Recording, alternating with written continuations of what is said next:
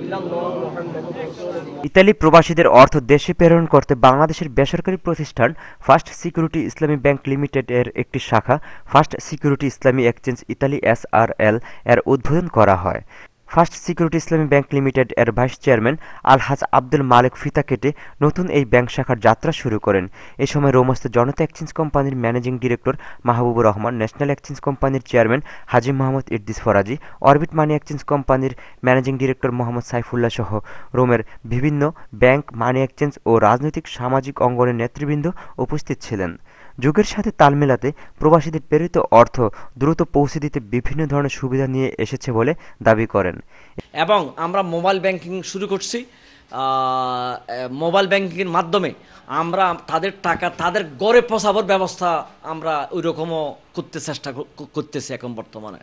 এছাড়াও এই এক্সচেঞ্জ এর মাধ্যমে প্রেরিত অর্থ সঠিক সময়ে সঠিক স্থানে পৌঁছে যাবে বলে আশ্বাস প্রদান করেন।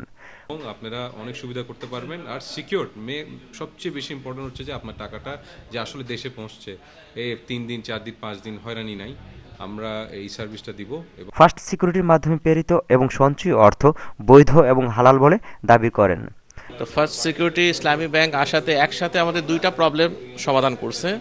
একটা হলো বাংলাদেশ, এখানে বসে আমরা বাংলাদেশের ব্যাংকে অ্যাকাউন্ট ওপেন করতে পারছি, আর দ্বিতীয়ত হচ্ছে এটা একটা ইসলামিক ব্যাংক, যার জন্য আমরা একটা সুদমুক্ত ব্যাংকিং ব্যবস্থা পাচ্ছি, অ্যাকাউন্ট ওপেনিং করতে পারছি, সাথে একটা সুদমুক্ত ব্যাংকিং ব্যবস্থা। নতুন এই এক্সচেঞ্জ কোম্পানি সংযোজন হওয়ার ফলে অনেক সমস্যার সমাধান হবে বলে মনে করেন প্রবাসীরা। Shaon Ahmed, Bangla TV news, Rome, Italy.